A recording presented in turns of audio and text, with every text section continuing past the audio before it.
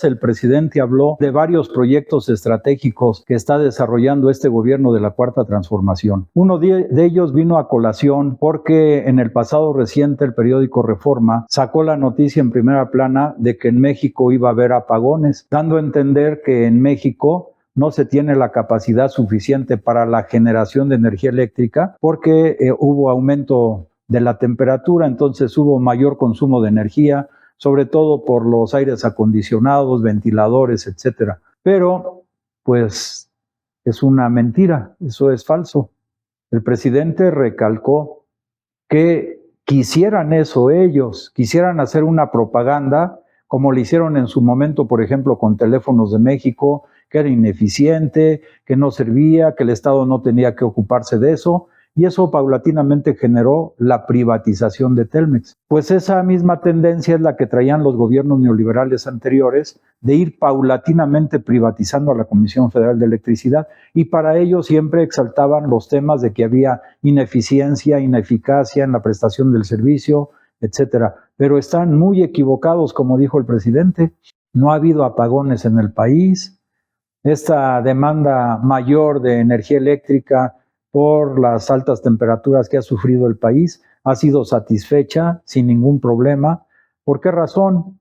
Porque la Comisión Federal de Electricidad tiene capacidad instalada para generar más de la energía eléctrica que actualmente se le permite. Ustedes saben que cuando llegó el presidente de la República, la CFE generaba aproximadamente el 34% de la energía eléctrica que requiere el país.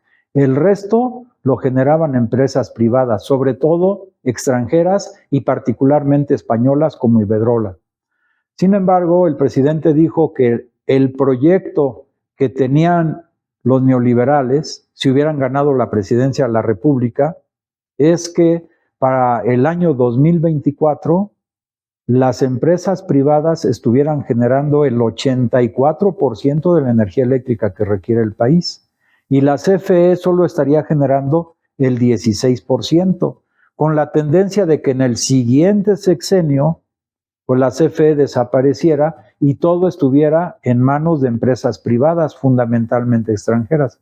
Pero el presidente hoy aclaró también que ahora CFE, en lugar de generar 34% de la energía eléctrica, que es cuando empezó este sexenio, pues ahora está generando el 55%, porque el gobierno compró 13 plantas a Iberdrola, con un valor de $6,000 millones. Fue una inversión impresionante, pero eso garantiza que se fortalezca la soberanía energética de nuestro país y no tengamos que estar dependiendo de empresas privadas que pueden en su momento fijar a su libre albedrío el precio de la energía eléctrica y que nos pueda pasar lo que pasó, por ejemplo, en España, ahora con la crisis de los energéticos, donde las tarifas de energía eléctrica se elevaron sustancialmente, porque finalmente las empresas privadas lo que defienden ellos y lo que les interesa pues, son sus ganancias, no les interesa el beneficio del pueblo. Y en cambio, con el gobierno que encabeza el presidente de la República, licenciado Andrés Manuel López Obrador, se pone por encima de todo el interés de nuestro pueblo. Y como él lo dijo también cuando entró a la presidencia, no ha habido aumento en el consumo de energía eléctrica ni en gasolinas, salvo el porcentaje que se deriva por inflación. Entonces, con estas políticas del presidente, que por cierto él dijo lo que queremos en el siguiente periodo con quien lo sustituya, pues es que garantice la defensa de la soberanía y sobre todo la soberanía energética y que el neoliberalismo desaparezca para siempre de nuestro país y que no por quedar bien con algunos integrantes de la mafia que estuvo en el poder y de la oligarquía nacional vayan cediendo o vayan comprometiendo elementos de la soberanía de nuestro país. En otro orden de cosas, el presidente resaltó también, a pregunta de otro reportero, la importante obra de infraestructura que se está construyendo en nuestro país. Eso es importantísimo, porque en el periodo neoliberal, incluso en los Estados Unidos de Norteamérica, se privilegió la inversión financiera, la bolsa de valores, los recursos en los paraísos fiscales, y se descuidó, en Estados Unidos particularmente, la creación de infraestructura, es decir, nuevas líneas de ferrocarril, nuevas carreteras, ampliación de puertos, aeropuertos, crear nuevos aeropuertos, etcétera. Porque más fue el capital especulativo que el capital invertido en obras de infraestructura. Hoy nuestro país está saliendo adelante y está siendo reconocido a nivel internacional porque está fortaleciendo y desarrollando en amplia escala toda la infraestructura, carretera, ferroviaria, aeropuertaria, etcétera. Él mencionó, por ejemplo, incluso recalcó, para que el día de mañana no vayan a sacar una nota tergiversando lo que dijo, que en el caso de Cancún, ya el número de vuelos que se registra al día, dijo él, pues ya son casi 700 vuelos al día. Y entonces allí llegan aviones comerciales, aviones de pasajeros, pero también pues llegan jets privados, vuelos privados. Entonces el presidente está viendo como una alternativa, solamente una alternativa, es restringir no los vuelos comerciales, no los vuelos de pasajeros, sino algunos vuelos privados. Pero eso de restringir incluso también está entre comillas, porque más bien es que sigan llegando esos vuelos, pero que tengan días específicos para evitar el tráfico aéreo tan grande que se está generando en Cancún. Porque además de todo, a pesar de la propaganda que hacen en algunos países de que México es inseguro, etcétera, el número de turistas que están llegando a nuestro país cotidianamente, y más ahora en estos tiempos de verano, se incrementa como nunca en el país.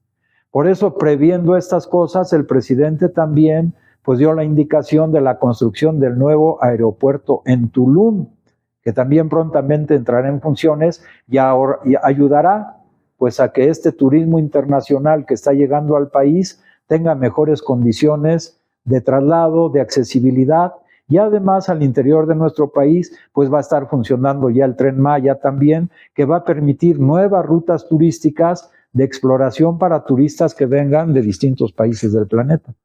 Pero otro de los proyectos estratégicos al que hizo alusión el presidente, derivado de una pregunta de una reportera, es lo que se refiere al corredor interoceánico del Istmo de Tehuantepec. Aquí es muy importante resaltar que es una de las obras más relevantes en todo el planeta, incluso de carácter estratégico, porque es la conexión entre dos océanos, el Océano Pacífico y el Océano Atlántico a través del Golfo de México. Y eso va a permitir desarrollar de manera impresionante el comercio a nivel internacional. Pero aquí el presidente siempre ha resaltado que el tema central del corredor interoceánico es ayudar a elevar el nivel económico de la población de esa región. Es decir, con el corredor interoceánico, primeramente va a haber un gran desarrollo regional de los grupos de campesinos, ejidatarios, comuneros, artesanos, pescadores, de toda esa gran franja de lo que es el Istmo de Tehuantepec, que abarca principalmente Veracruz y el estado de Oaxaca. Pero en esa zona se van a construir 10 polos de desarrollo y va a haber una inversión extranjera directa muy grande.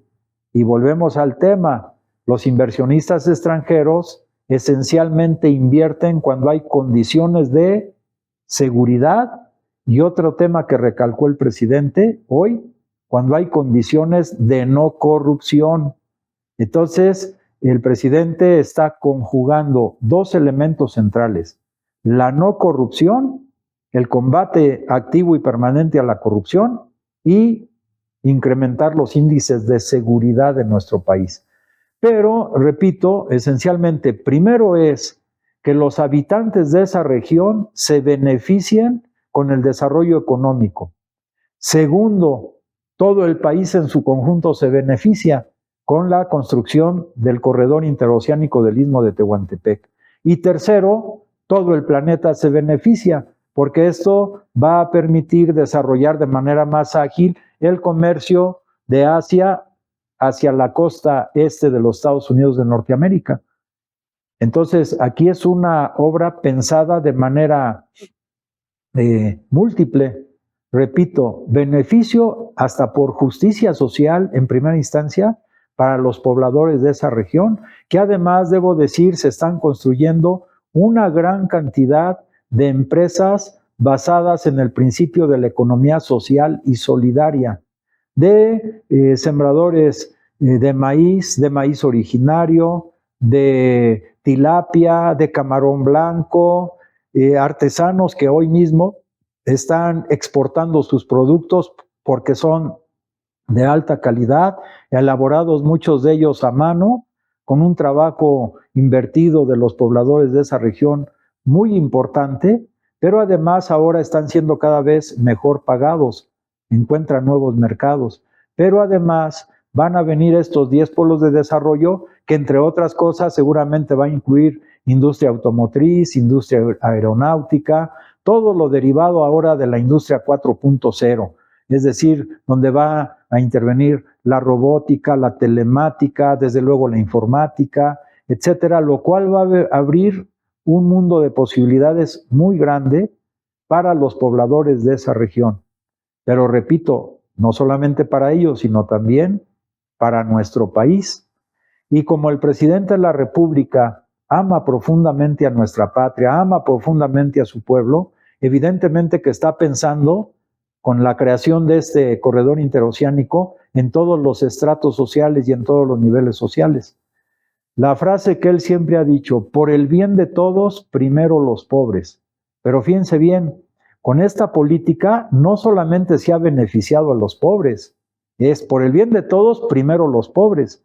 La frase no dice, por el bien de todos, únicamente los pobres, no.